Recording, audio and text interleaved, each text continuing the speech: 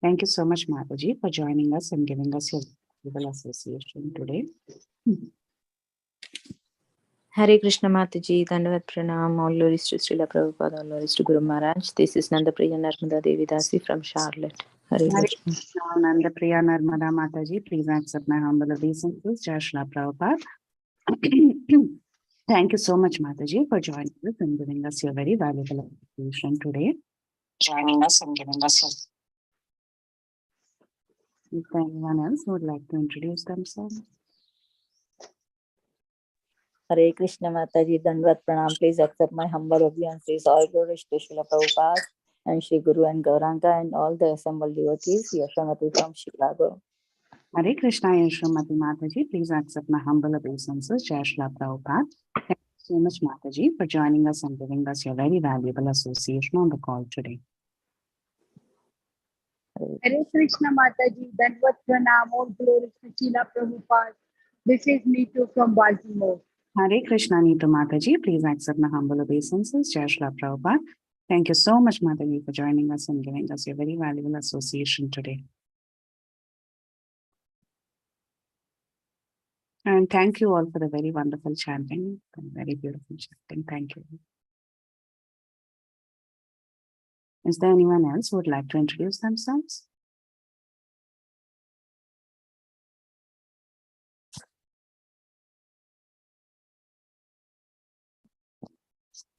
Okay, so thank you all so much for joining us today. And Hare Krishna, welcome everyone to Bhakti Sangha Japa conference call. Thank you all so much for joining us today.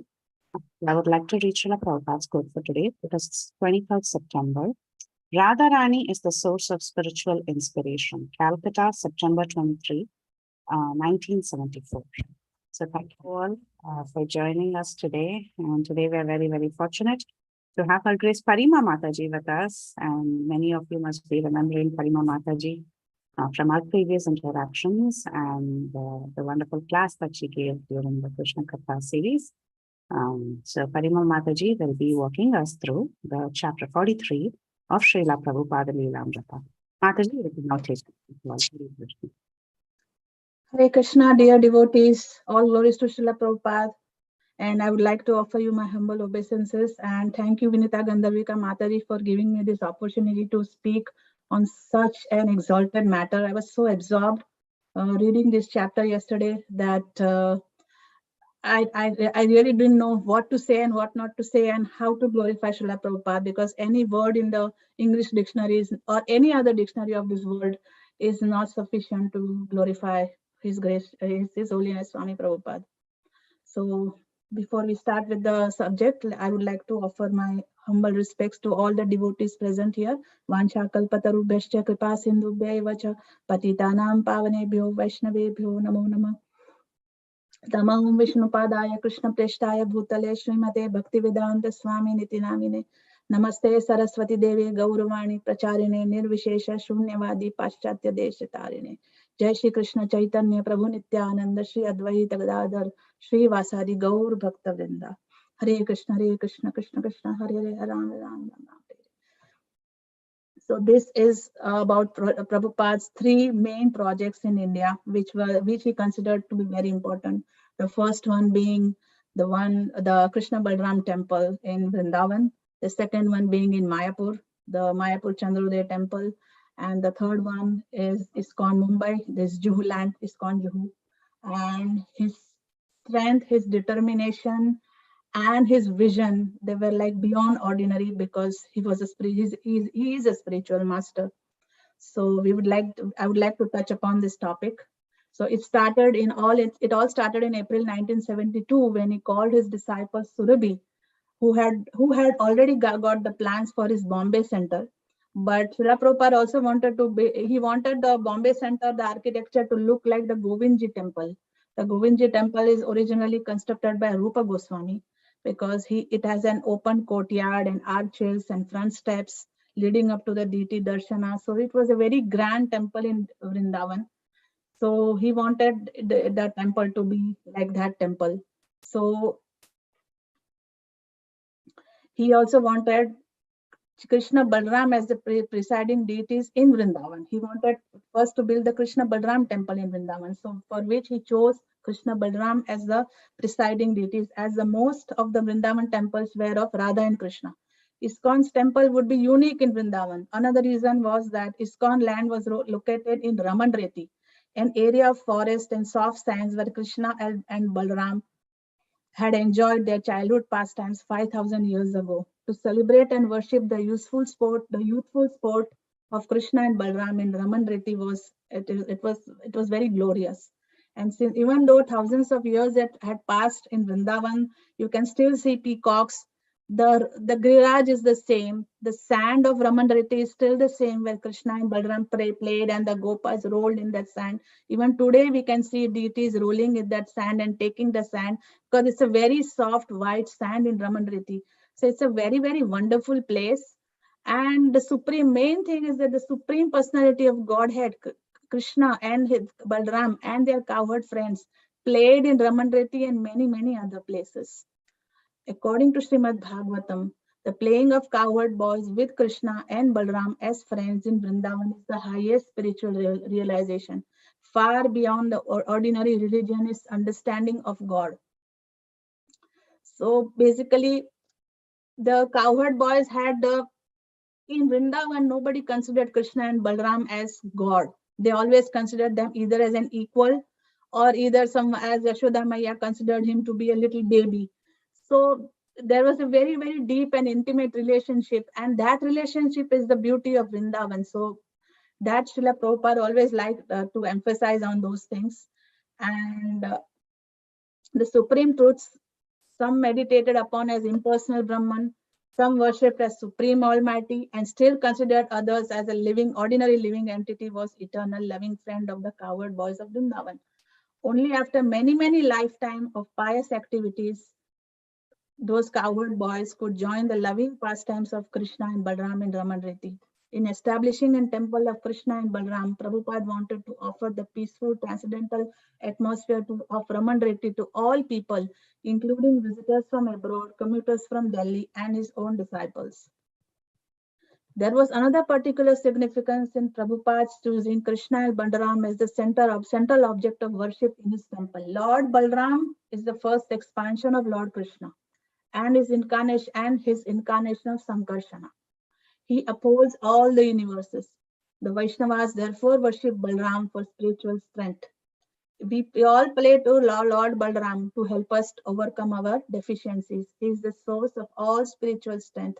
Lord Balram is the original spiritual master. He is the Guru Tattva. That is why we all worship Lord Balram. Lord Chaitanya is Krishna himself, and Lord Nityananda is Lord Balram. And as we all know that we always have Chaitanya Mahaprabhu and Nityananda Prabhu along with the Radha Krishna deities in all ISKCON temples. And there is also a Sri Vigraha of Swami Srila Prabhupada. So Lord Nityananda is especially referred to as the Kripa Avtara, the form of God most merciful to the fallen conditioned souls. Thus, the worship of Krishna and Balram as Lord Chaitanya and Lord Nityananda would emphasize distributing Krishna consciousness to others. That is actually our movement, and that is actually the mission of Lord Chaitanya, is to distribute Krishna consciousness each and everywhere and to everyone without any gradation or any basically considering them different, or even if they are from a different country or a different religion, there is no such gradation for distributing Krishna consciousness. Srila Prabhupada could not possibly stay full time in Vrindavan, but yet whenever he was away, the temple progress was very slow. Even though he wanted the temple to be built very fast, he wanted it to be built in the Janmashtami of 1973. And he had actually entrusted this work in the hands of Guru Dasa, and he was the temple president at that time. But Guru Dasa was not very much experienced, and he had little money and little expertise in managing finances. So the temple was built very, very slowly, and the progress was not up to the satisfaction of Srila Prabhupada. But Srila Prabhupada generally preferred not to burden himself managing his temples, but he insisted on supervising all spending in Vrindavan down to the last rupee. But even with such control, Guru Das, the temple president, he would misspend the money. Not that he did it intentionally, but he would take the funds that were meant for construction. He would use it for other temple purposes, and he would usually get cheated by the merchants. And Prabhupada was actually very particular about not misspending. He considered, spending. If the money is donated or given for a particular purpose, it has to be used for that purpose. It should not be used for any other purpose. He considered that to be misspending and getting cheated by merchants. People would cheat people, and especially people who are Westerners. And if they were new to this country, the chances were very high that they would get cheated, and thus ISKCON would get cheated. So instead of Janmashtami 1973, the temple construction got extended to Janmashtami of 1974. He personally visited Vrindavan in February 1974. And he just gave a 2 weeks notice to his disciples. First he wrote that I'm coming to Vrindavan in February. And then he said that, okay, I'm just coming in 2 weeks. And then everyone was in a rush and it was like, Prabhupada is coming. We have to get everything ready. And with this notice, Surabhi, one of his disciples, and Guru Das, they engaged so many laborers. They worked day and night and constructed the quarters for Srila Prabhupada to stay. Prabhupada had a problem to face in Vrindavan. Gurudas informed him that there was a particular Mr. S who had actually donated a land to build the Krishna Balram temple in Vrindavan. But now, since the project got delayed so much, that the mind is usually fickle. Even many donors who give donations, then they feel that, oh, we shouldn't have given so much. He wanted to take back 50 feet of the donated land and claiming that the construction was not going quickly enough. And he had never intended to give up the front portion. Now he was saying that, he didn't intend to give the front portion and he wanted to use it for shops and petrol pump or any other purposes. So Prabhupada was really alarmed because once you give a donation or a gift, it is not good to take it back, even according to our scriptures. So Prabhupada, he wrote a letter to this particular Mr. S, whose name is not mentioned, and he referred to Mr. S's donation of the land and to his desire to take back the front 50 feet. So it was, that is not right. He reminded Mr. S that according to the original agreement he had given, the entire land with the sanction of Radharani. The donor said that, okay, I'm giving you this land with the sanction of Srimati Radharani, as if Radharani appeared to him in his dream, it seemed like, and she had sanctioned that, okay, you give this land. And now how can you say that you are taking it back? It's something so ironical. Mr. S should please reconsider what he was proposing. In this connection, Prabhupada enclosed the story from the Bhagavatam of King Nriga, that Mr. S should read it and consider the implications. So he wrote that entire story of King Nriga to Mr. S.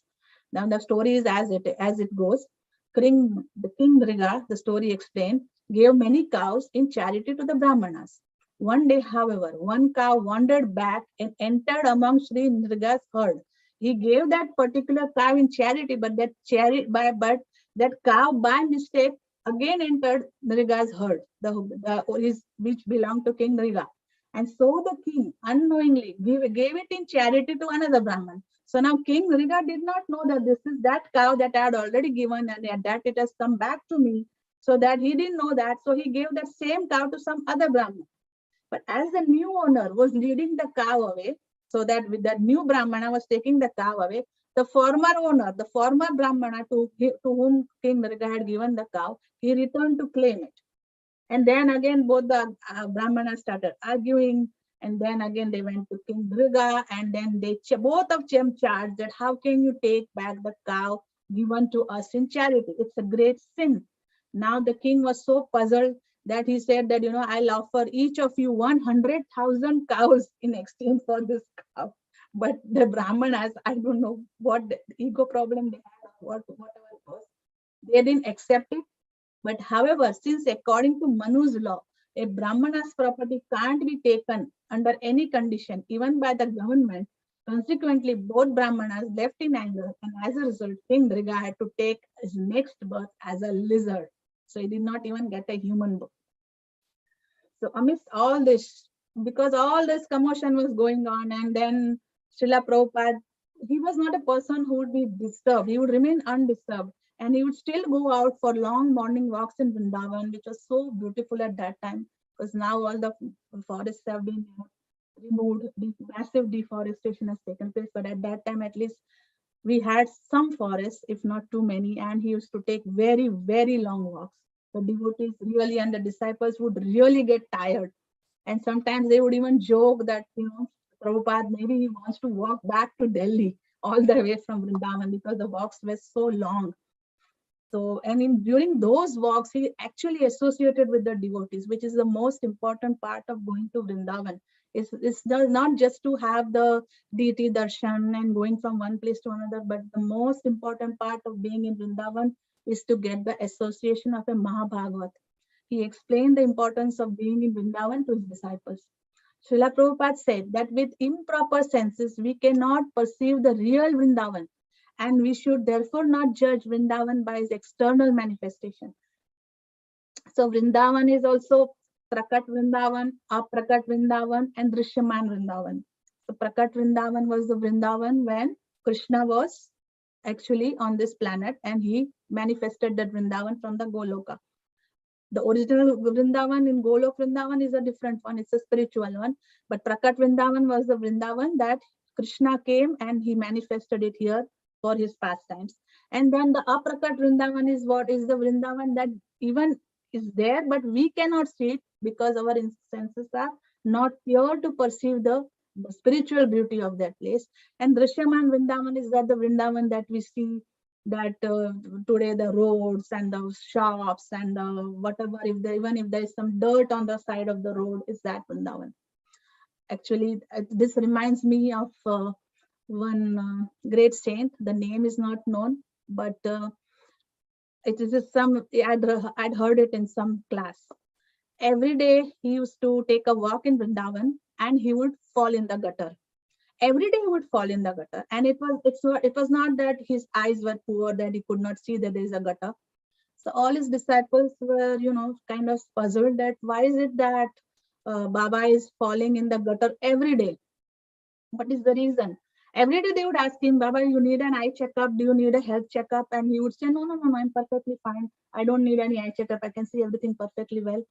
But then one of his close disciples, he insisted that now you tell me, why do you fall in the gutter every day? And then he revealed that it is not that I see this Vrindavan. He was a great Bhajan Anandi Mahapurush. So he said that, I don't see this Vrindavan. I see the divine Vrindavan. So I don't see this gutter. So that is why I keep falling in this gutter every day. So this is what is Vrindavan. So whenever we go to Vrindavan, we should think that Krishna walked here, Krishna played here. There are footprints of Krishna even today.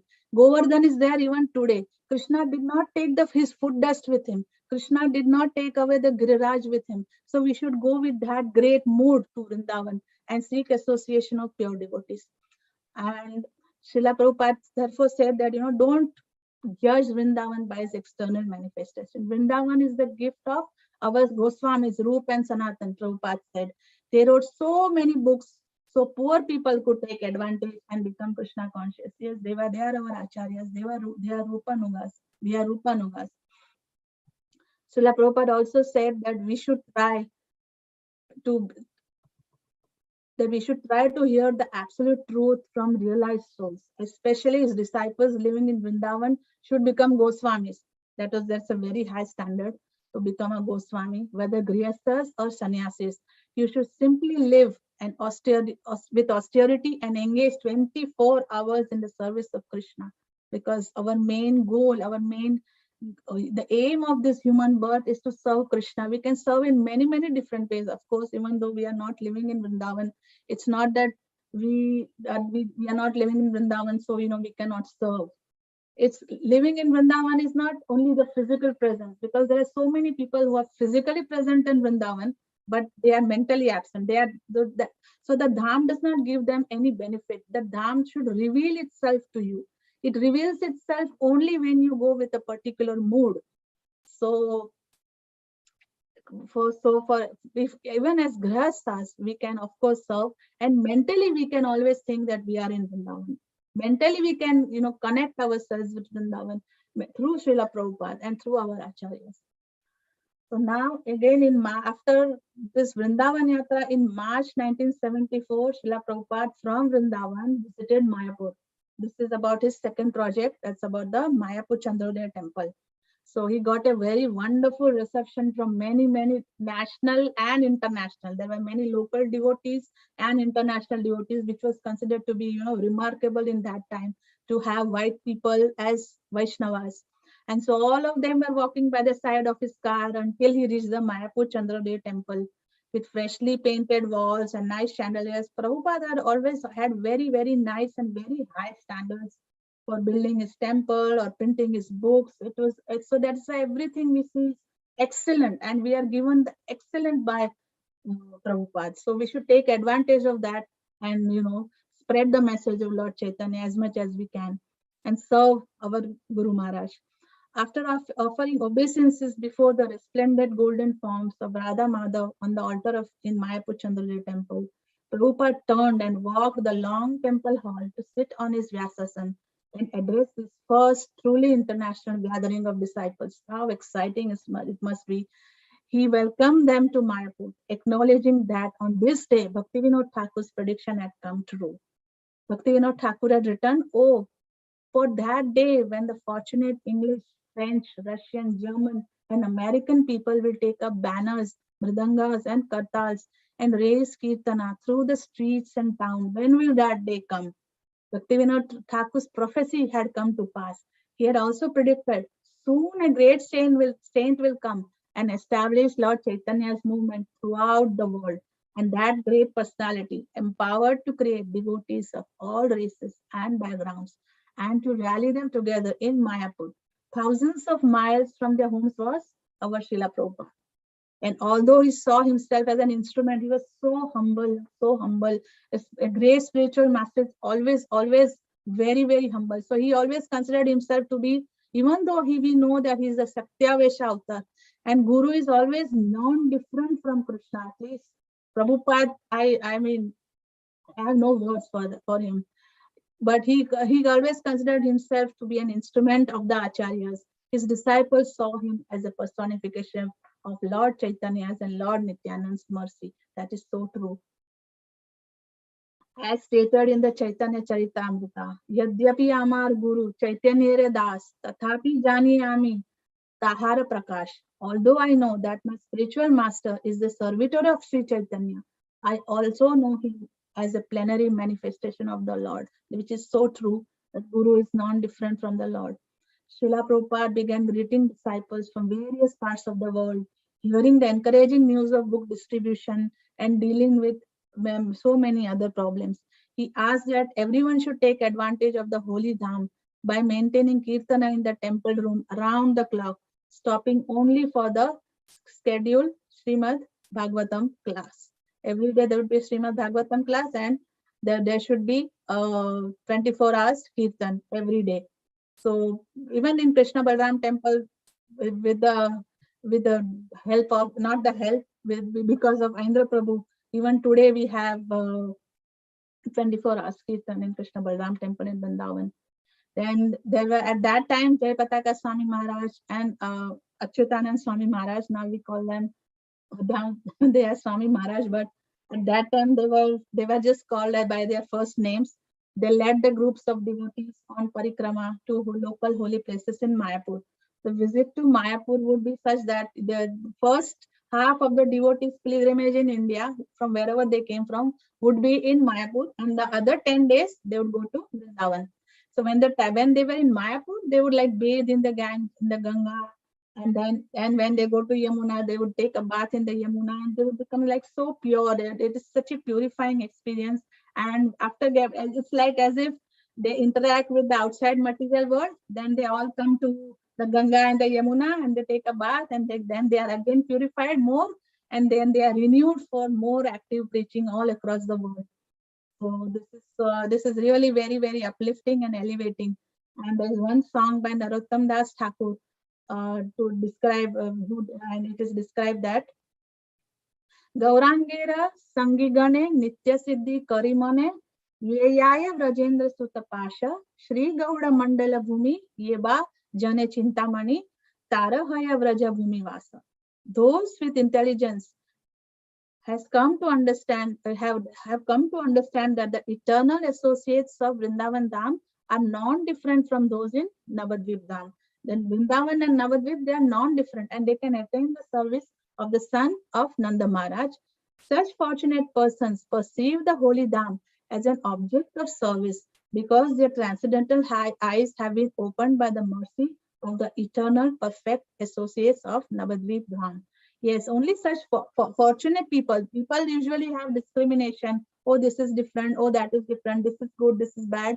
But for those people whose eyes have been opened by pure devotees, perfect devotees, for them, they will not see such differences. And therefore, those who are enthusiastic realize the touchstone of the holy Dham of Navadvipa through their transcendental eyes. Thereafter, they reside in the holy Dham of Navadvip, which they know to be non-different from Vrindavana. And they serve their eternally perfect, and they serve with their eternally perfected spiritual bodies. The devotees' main reason for coming to Mayapur, however, was to associate with Srila Prabhupada, because Srila Prabhupada used to keep traveling everywhere. So it was very difficult, even for very, very close devotees of Srila Prabhupada to even be in touch with him or to be in contact with him, because Prabhupada used to travel worldwide like at least twice a year. So at Prabhupada's request, again, Prabhupada was also at Mayapur for the governing body commission members. So he held a meeting there, and the purpose was to discuss ISKCON's preaching activities around the world, and then to pass resolution to direct that preaching. This was the first time they had met as a body in Prabhupada's presence, and he instructed them how to conduct their meetings. All resolutions should be listed in minutes. He was very particular about not wasting time. He would not want things to be just meetings to go on and on and on, and whatever was decided in the meeting should be carried out without any changes. There should not be any duplicity in what is being decided and what is being carried out. He was not in favor of prolonged meetings, but he was satisfied to see his GBC secretaries seriously confronting all items on the agenda for the sake of a growing Krishna conscious movement. One of the features of the Mayapur festival was the arrival of the recently published volume of the Chaitanya Charitamrita. I think that was the first time there was entirely the Chaitanya Charitamrita was published, and it is the Chaitanya Charitamrita is like the ultimate scripture. It's like the ultimate nectar. It's like it's amazing. The volume contains chapters 7 through 11 of the Adi Lila and included color illustrations by Prabhupada's disciple. Chapter 9 especially glorified the Sankirtan movement begun by Lord Chaitanya, and verse after verse ecstatically confirmed the authenticity of Srila Prabhupada's movement. Krishnadas Kaviraj Goswami describes Navadvip Dham as the place where Lord Chaitanya had planted the seed of the Krishna consciousness. In one verse, he states, "Thus the branches of the Chaitanya tree formed a cluster of society with great branches covering all the universe." And Srila Prabhupada had written a conclusive one-sentence purport to this verse. Our International Society for Krishna Consciousness is one of the branches of the Chaitanya tree, which is so true. Our Sampradaya is so bona fide. Bhakti, coming from Bhakti Siddhanta Saraswati Thakur, coming from our beloved Bhakti Vinod Thakur, and the previous acharyas, they were all so glorious. And we are from the Brahma Madhava Gaudiya Sampradaya. The only purpose of the preaching of Sankirtan movement must be to go on preaching without restriction. This is the way in which Chaitanya Mahaprabhu introduced the Sankirtan movement to the world. This is so amazing that the preacher should go without restriction.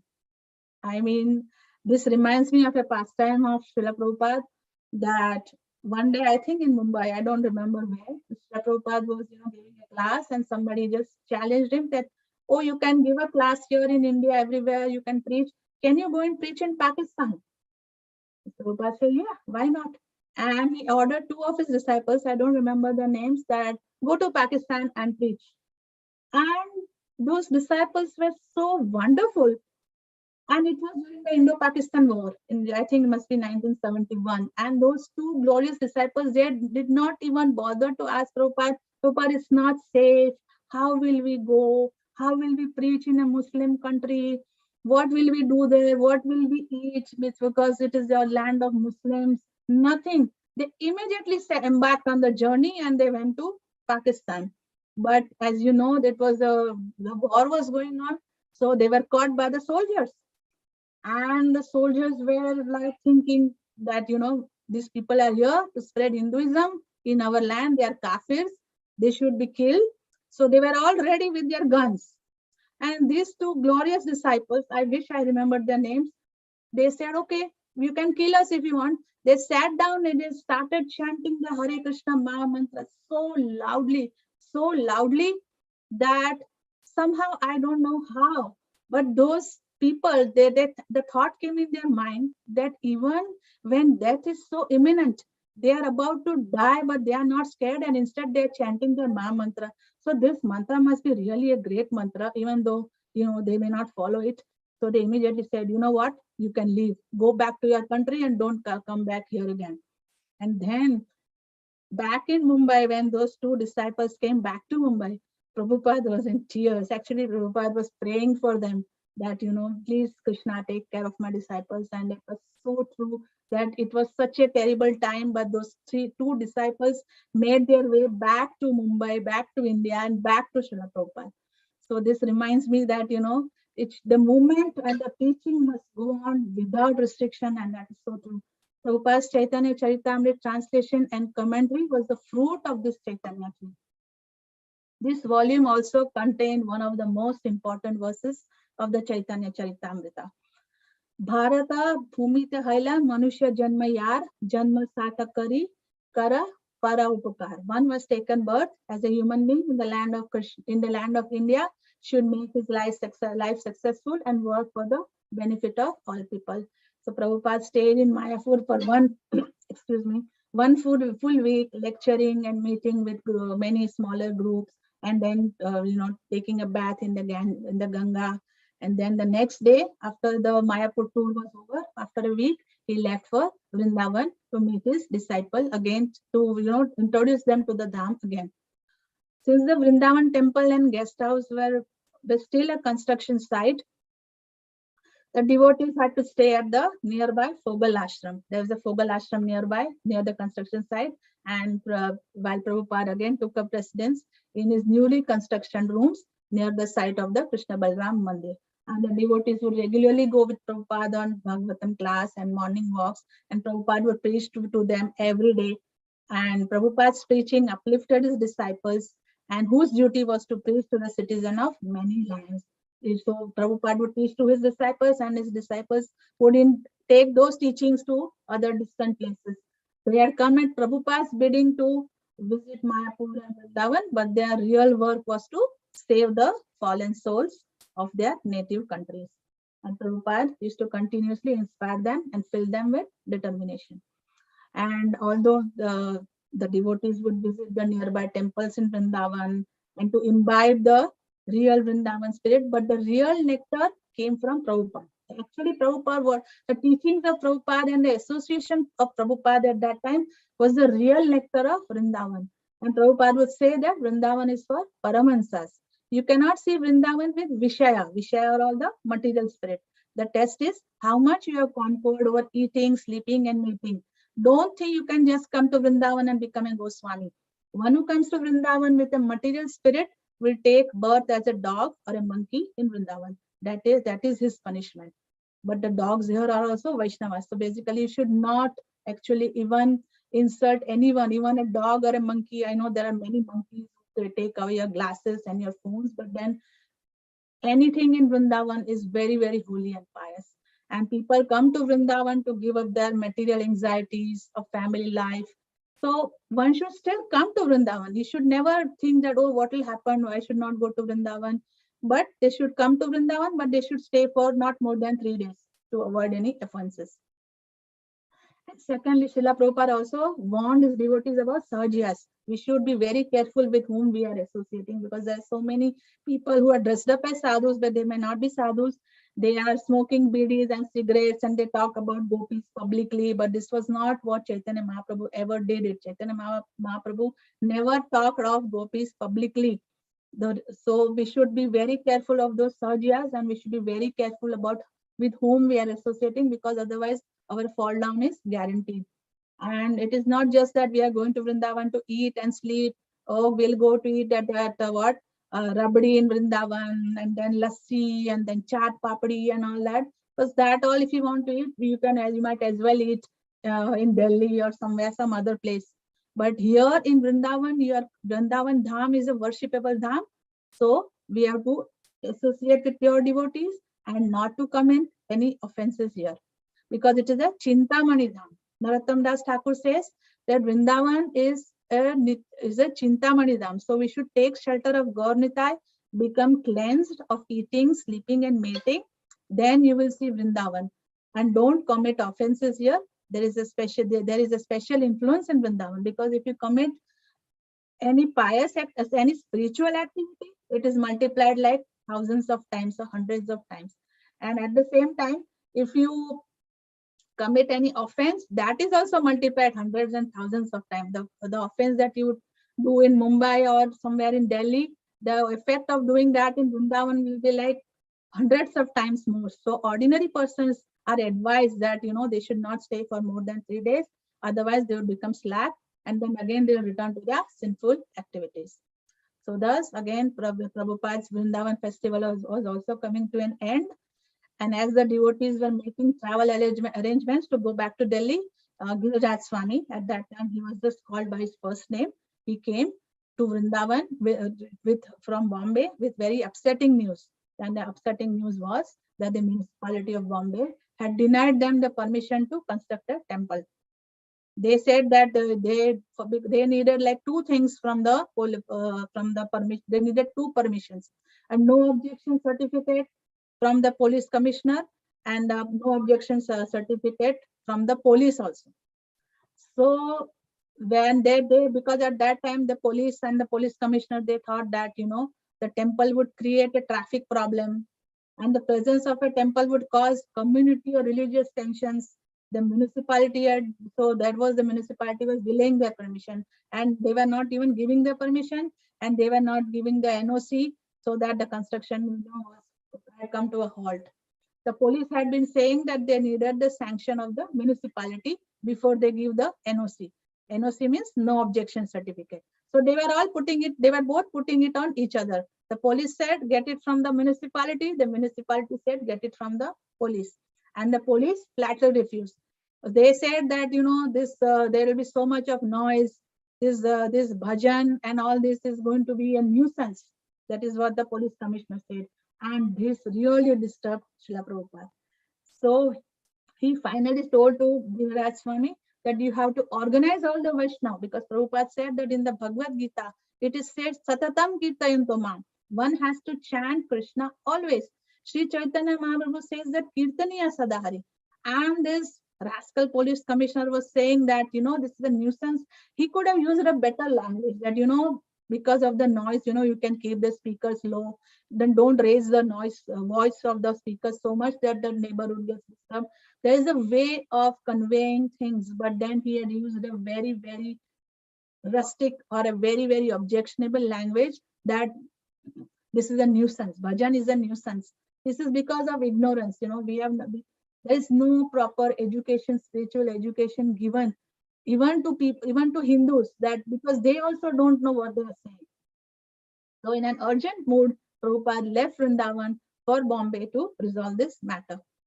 And in Bombay, disciples and ISKCON life members continue to discuss with Srila Prabhupada about confronting the police commissioner, and then basically taking it to a political level.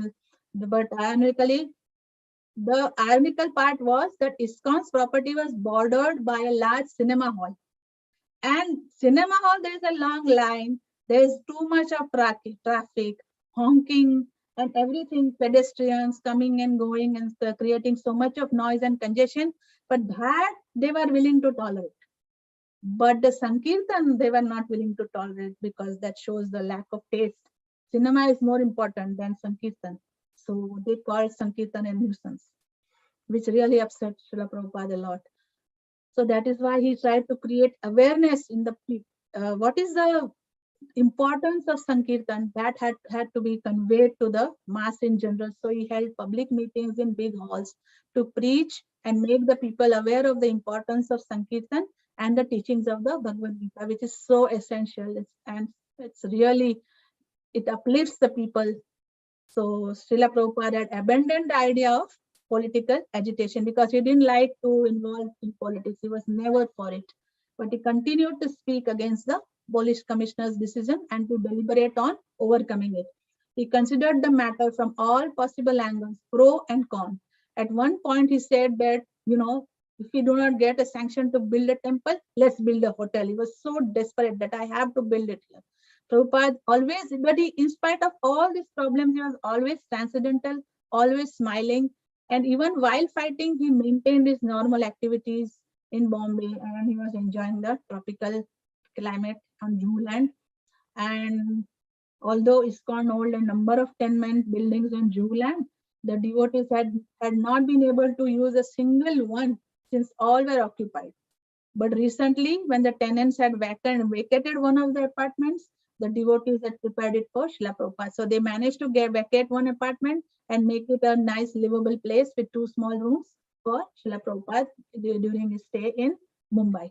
And now for the first time, Prabhupada had his own residence at Hare Krishna land. And every morning he would take walks, and then he would also criticize the so-called political and spiritual leaders exposing their poor understanding of Bhagavad Gita. And he would say that publicly, and there was some group of men who would be they were really greatly disturbed.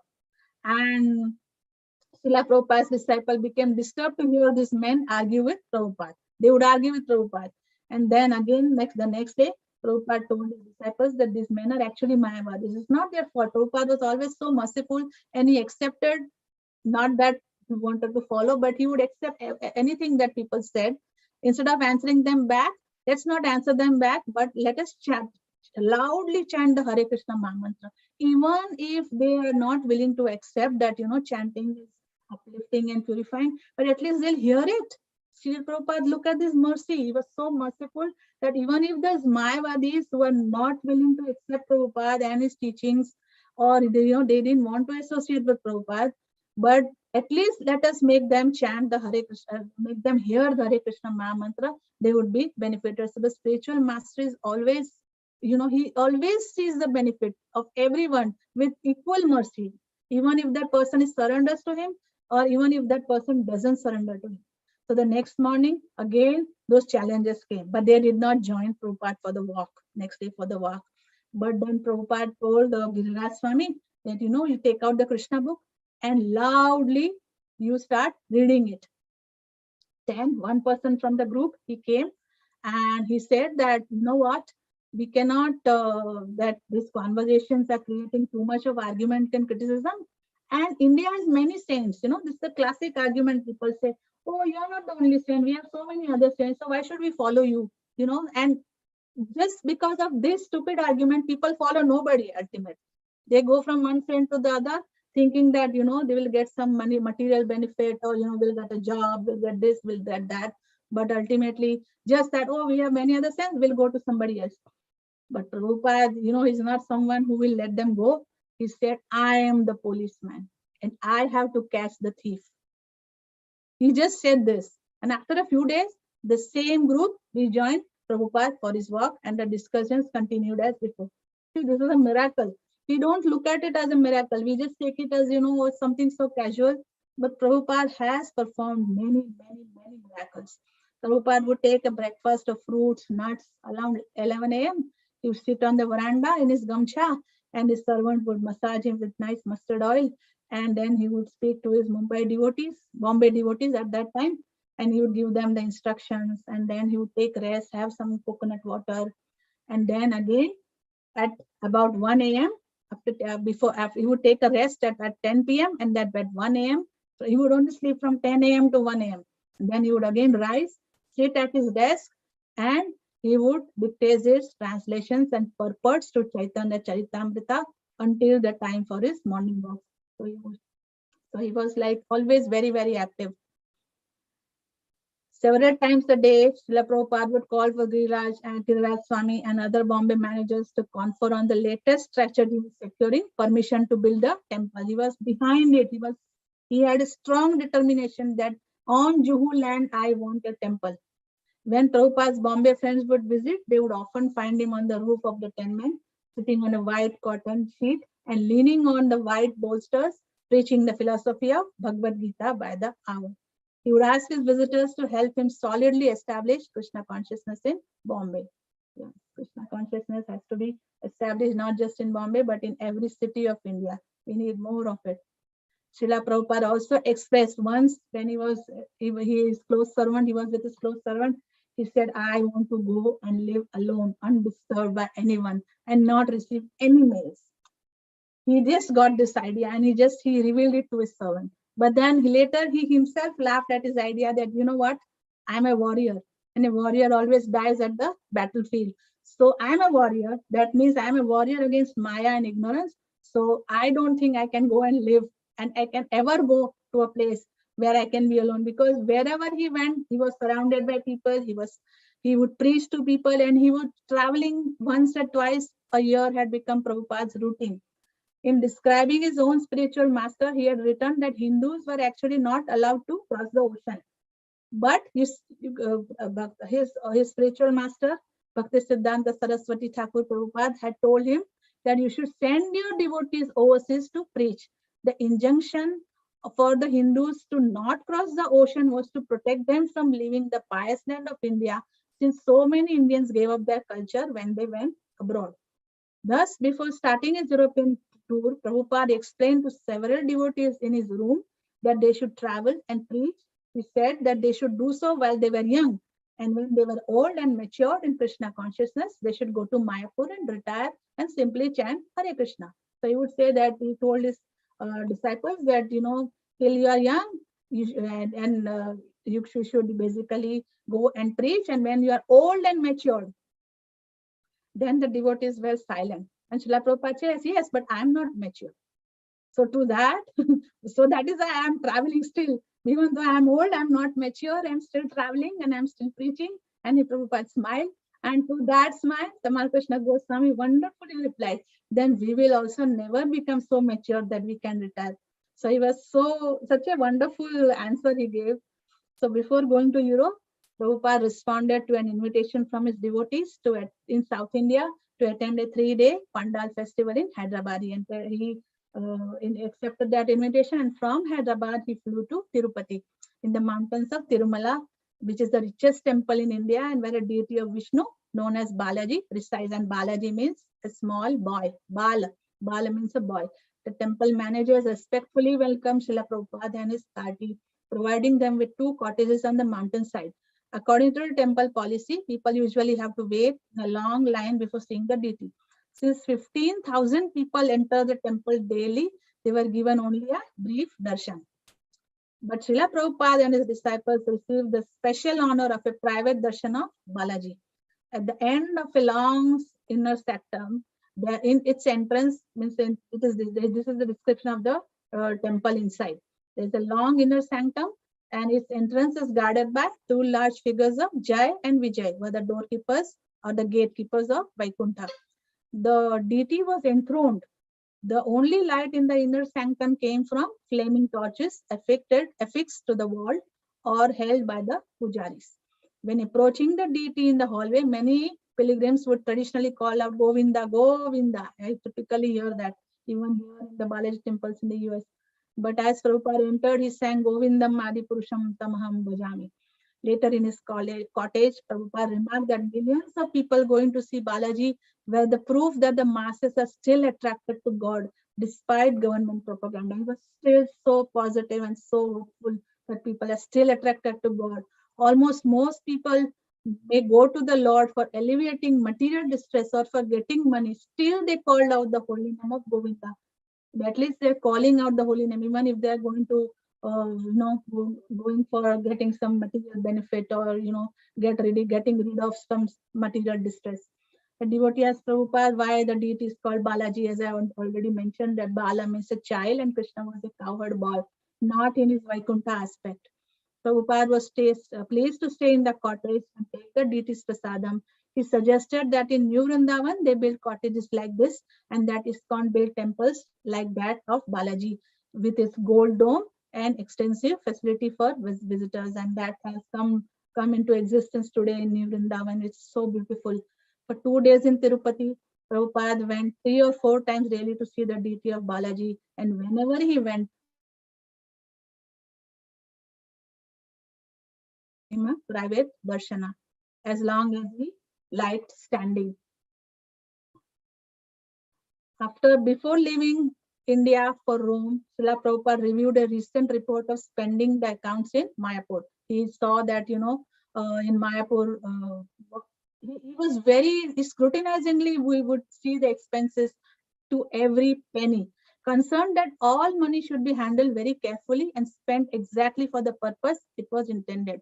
Money for the land must be spent for land purchase. Money for construction of a kitchen must be spent for that. Prabhupada mentioned these things in a letter to his disciples, Bhavananda and Jayapataka Swami, who were at that time known by their first name. And Bhavananda Swami and Jayapataka Swami were a big, they felt a little disturbed that why is he telling us that, it should be the money that is meant for that purpose should be spent for that purpose only, because they were really following that. So they felt like, why is he telling us that? But Srila Prabhupada assured them, that as the head of the institution and as your spiritual master, it is my duty to find out your faults. Even Chaitanya Mahaprabhu presented himself as faulty before his spiritual master. To remain faulty before the spiritual master is a good qualification. So he is subjected to rectification. So you remain meek and humble if you think you are faulty. So this is the reason why, he tried to find out faults. But if one thinks is all perfect, then there is no scope for rectification. So please, he told Jayapataka Swami Maharaj and Bhavananda Swami Maharaj, don't feel sorry. I know you are working very hard, but this is my duty. And Chanakya Pandit says one must find fault with disciples and sons. It is good for them. Prabhupada also scrutinized the finances in Vrindavana, where Gurudasa was the president and Tejas was the president in Delhi, and he was also the financial supervisor. He was very, very particular about even the 1 rupee should not go here and there. He was very particular about the finances. Gurudas and Tejas then assured Prabhupada that the Krishna Balram Mandir would be opened by July of 1974. It was intended for the Janmashtami of 73, but by the Janmashtami of 74, it would be ready. And Prabhupada designed the invitation cards himself and asked that they should be printed and sent to important persons. So this concludes the chapter 43, and it is so much inspiring. And I don't know if I've been able to do justice to it, but it's amazing.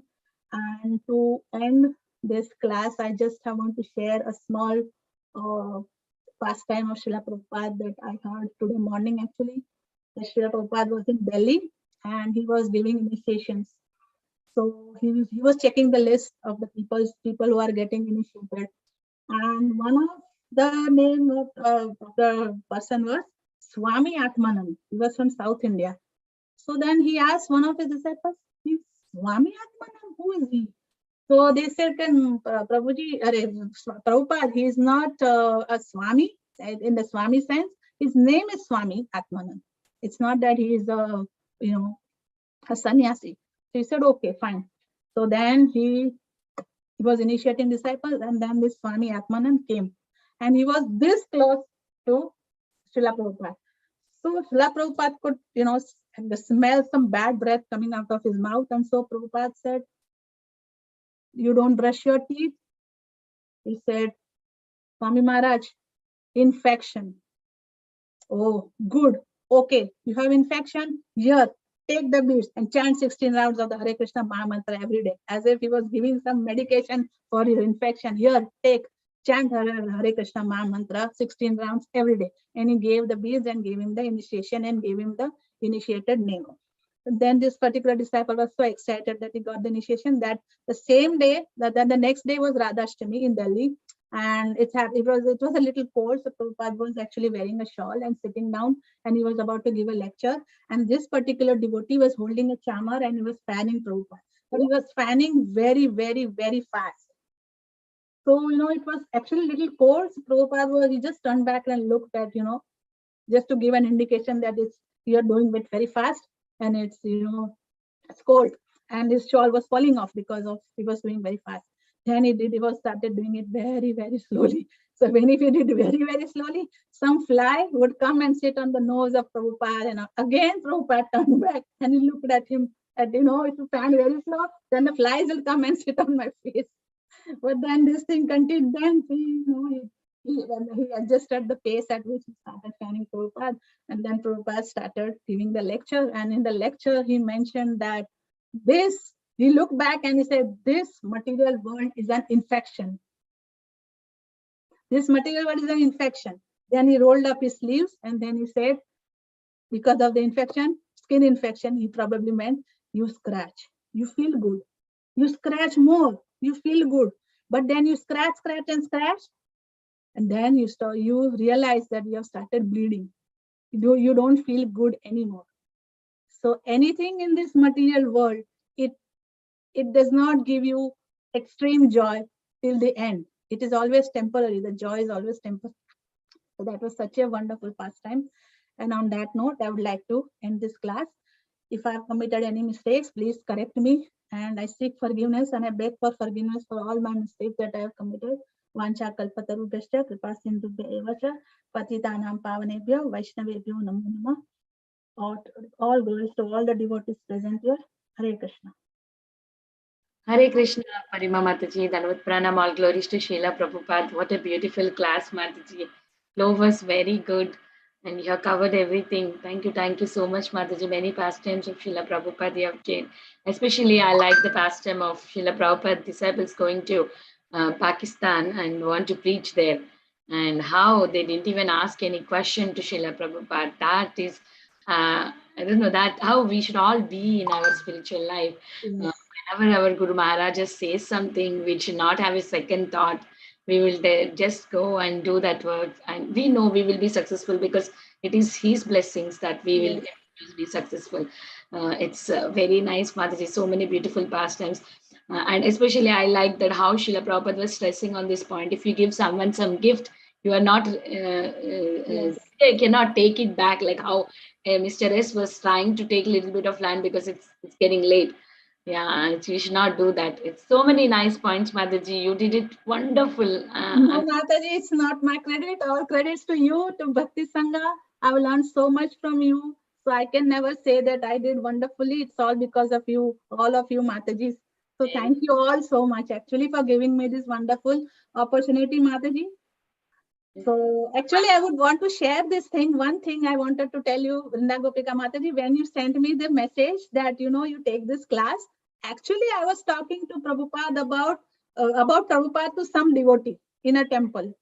And I was telling, he's from a different sampradaya, but he's a Vaishnava, and he was so thrilled to hear about Prabhupada. He says, yeah, I know Prabhupada is not from this world. He was just telling me that. He is a spiritual master. He's non-different from Krishna, because I always keep telling him about Prabhupada. So he said, now this time I want to go to the ISKCON Rath Yatra festival in Philadelphia. He was so inspired. So at that time only I got this message, Mataji. So I felt so thrilled. Thanks, Mataji. I like this chapter so much, but then I thought I wanted to ask some new people who did not get a chance. I asked Vardhana Mataji. Vardhana Mataji said next week I will do, not this week, and the next time.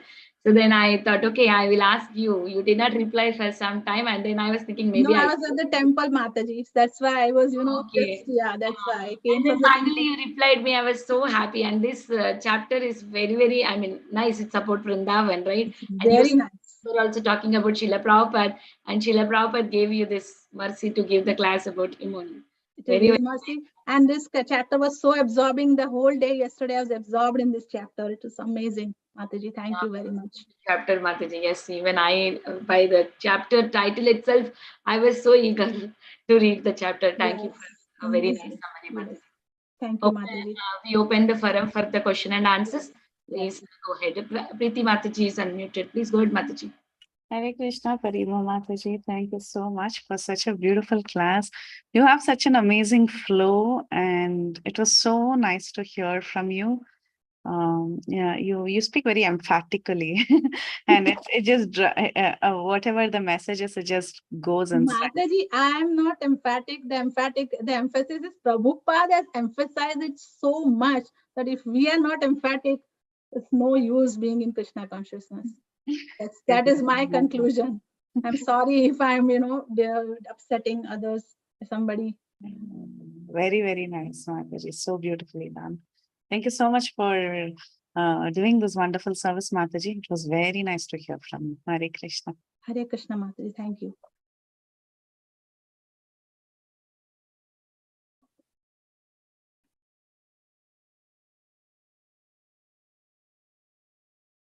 Yeah, everyone can unmute, right, Mataji? I think Vanita Mataji, you yourself are not unmute. Oh, I was talking on mute. I'm so sorry, Mataji. I was saying there is so many chat messages. I would like to read that for you.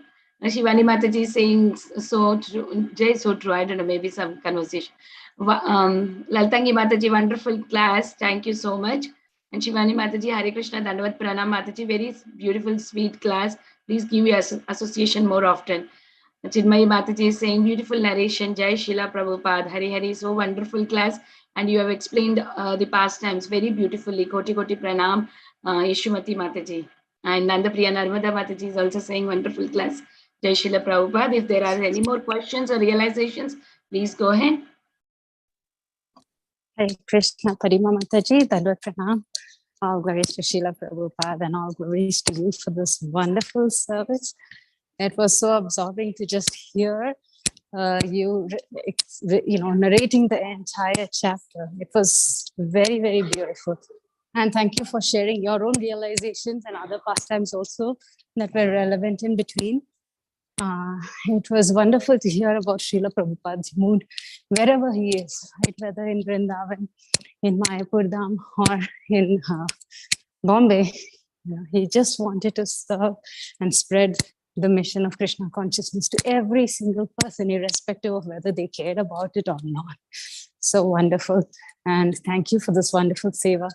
Hare Krishna. No, Mataji, please, I'm thanking everyone. It is a very purifying experience for me to speak about Prabhupada, and I'm overwhelmed by it. So thank you, everyone, on this call. This was an extensive chapter. I was going through it yesterday. It was just, yes, wonderful pastimes, but you covered it all. That's just beautiful. Thank you so much. Hare Krishna, Mataji. Hare Krishna. Yeah. Is there any more realizations? If not, we can close the call here. I would like to offer my obeisances to Parima Mataji and all the assembled devotees on the call. Vanchakalpatarubhyasya kripa sindhubhyev cha patitanam pavanebhyo Vaishnavebhyo namo namah Ananta Koti Vaishnav Vrinda ki Jai Srila Prabhupada. Parima Mataji ki Jai. Thank you so much. Hare Krishna. Hare Krishna. Thank you everyone for joining today's class. We'll meet tomorrow, Srimad Bhagavatam.